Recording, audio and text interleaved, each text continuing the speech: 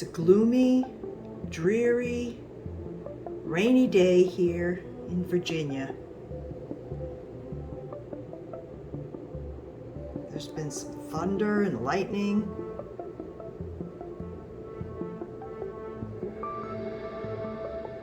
Really can't go outside and do anything. But would be a good day for reading. What would fit this gloomy, rainy, dreary day? Hello, and welcome to Beyond Books, where we talk about books from Book of the Month Club and beyond. I'm your host. I'm Renee. Today I have my Wait a minute. Hold on.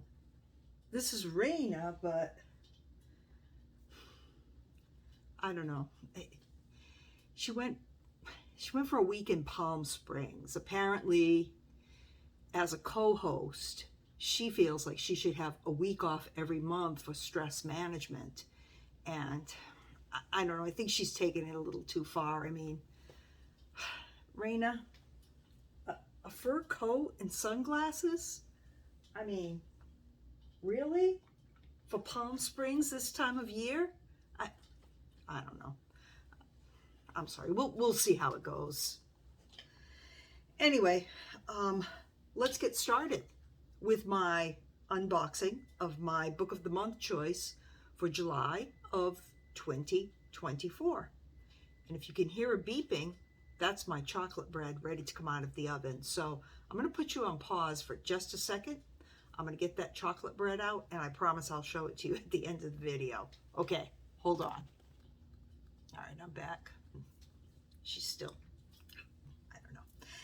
Anyway, before we get to the big reveal, let's take a look at my choices, shall we?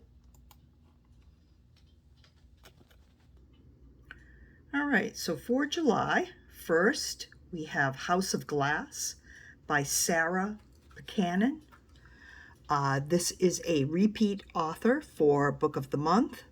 It's also an early release. It's a thriller, and it says, "Who killed the nanny?"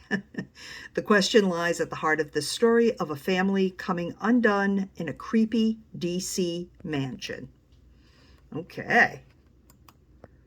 Let's see what else we've got here. Husbands and Lovers. This is historical fiction. It is by Beatrice Williams, and she is a three-peat author. From post-war Cairo to modern-day New England, this bittersweet tale traces intertwined stories of love and sacrifice. I was a little bit confused as to whether or not this was short stories, but it is a novel. It's just several stories that kind of intersect with each other, throughout the novel, a couple of different timelines. Next is God of the Woods, author Liz Moore. This is literary fiction. She's also a repeat author, and it says, propelled by a mysterious disappearance, this epic saga explores the cracks and divisions of a summer camp community. So, nice little summer read there. Next we have Fantasy, The Lost Story by Meg Schaefer, also a repeat author. Let this fairy tale for adults, filled with unicorns and hidden kingdoms, enchant you with a fable about second chances. And finally is historical fiction again.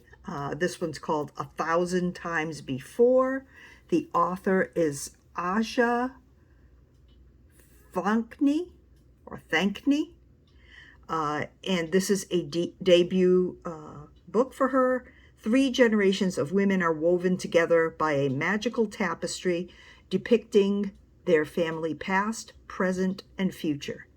So, let's see what Renee chose. Okay, so we've still got the fur coat and the glasses here. But let's check out the Book of the Month. Here's the box. And let's see what we've got. What do you think it is? I think it was pretty easy to figure out this month, wasn't it? Yeah, it's House of Glass by Sarah Buchanan. And let's talk just a little bit more about this while we're here, shall we? It's the thriller. It's an early release. So I like both those things. Sorry, Raina. That's not in the contract, I'm sure.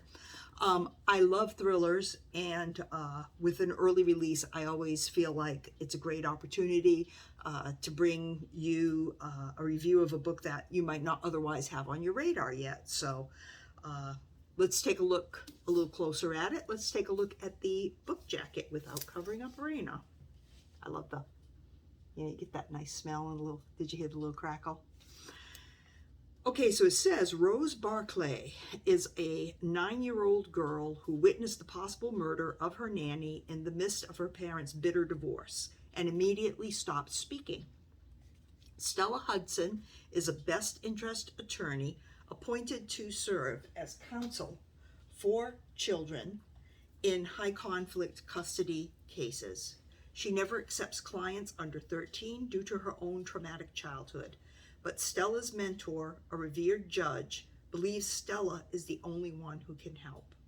From the moment Stella passes through the iron security gate and steps into the gilded historic home of the Barclays, she realizes the case is even more twisted and the Barclay family far more troubled than she had first feared. And there's something eerie about the house itself. It's a it's a plastic house with not a single bit of glass to be found. As Stella comes closer to uncovering the secrets the Barclays are desperate to hide, danger wraps around her like a shroud, and her past and present are set on a collision course in ways she never expected. Everyone is a suspect in the nanny's murder: the mother, the father, and the grandmother, the nanny's boyfriend. Even Rose is the person Stella's supposed to protect, the one she may need protection from. Okay, so we're going to check that out in the month of July, and I'll let you know what's going on with that. What's happening with your glasses, Raina? If you're going to wear them, you might as well, at least push them up your nose. So, now, the author, again, Sarah Buchanan, and her other books are The Golden Couple and The Wife Between Us. She also wrote another thriller called Gone Tonight, and it also says, and this is interesting, that she is a passionate volunteer for rescue animals. She serves as an ambassador for RRSA India and works hands-on in India to heal and vaccinate street dogs. Did you hear that, Raina? Yes, Raina's a street dog, not from India. She's from Puerto Rico, but yeah, she's a street dog. So it's obviously it's a rags to riches story, but she lives just outside Washington, D.C. with her family. So yeah, that is awesome. And I can't believe she helps street animals. That's like a bonus for me. I wasn't familiar with RRSA India, so I looked it up, and I'll read you their mission statement from their website. It says to provide timely quality treatment to all homeless stray animals, along with vaccination and sterilization. Remember that day, Raina? To spread awareness about the basic rights and laws for welfare of stray animals. Well, I think that's great. Raina thinks that's great. So I'm glad. I'm really glad and thrilled with my choice. Oh, wait a minute. There's another box in here, another book in here as well. It's a bigger box. I think you probably noticed that.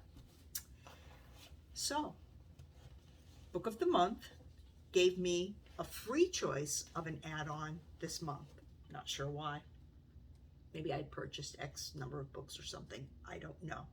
But anyway, I chose this book, Incidents Around the House by Josh Malerman. Incidents Around the House. And I'll read you the review from Goodreads on this, or not the review, but the little synopsis they have on Goodreads. I have so many things open here. Here we are.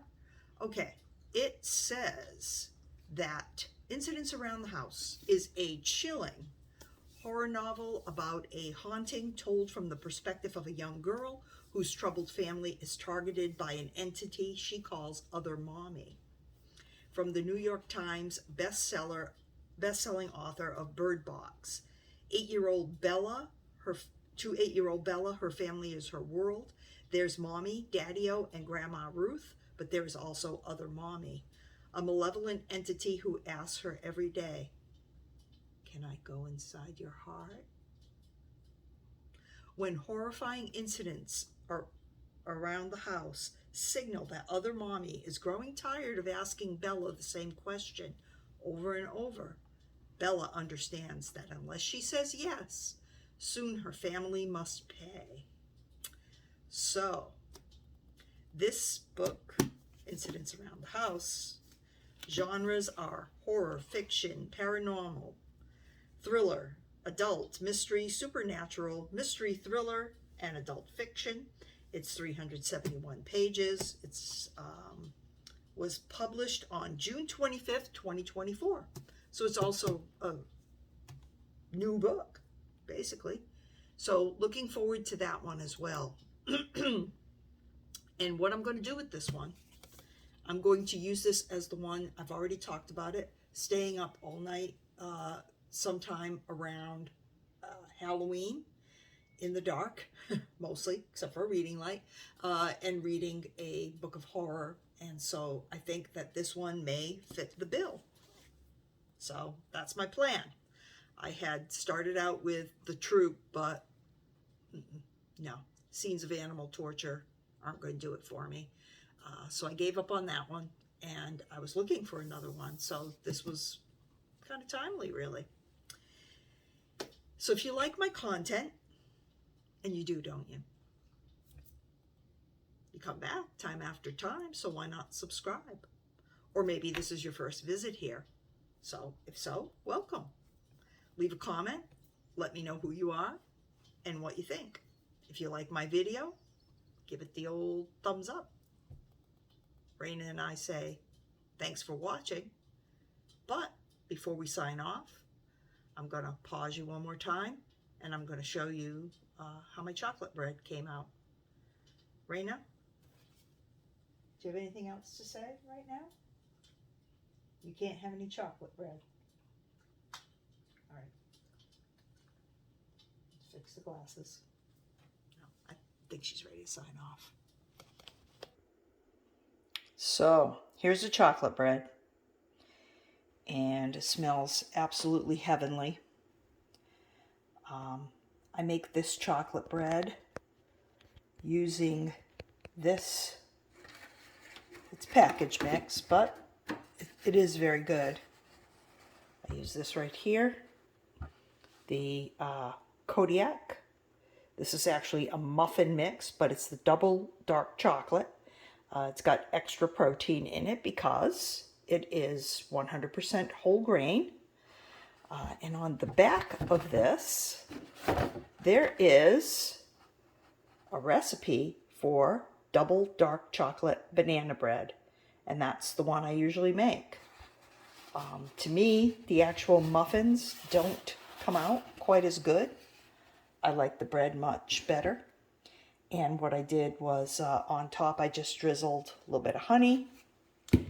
And then I sprinkled some pecans, chopped pecans. So yeah, I think that's going to taste very, very good. And the house smells wonderful. So thanks for watching. Again, take care and have a great day.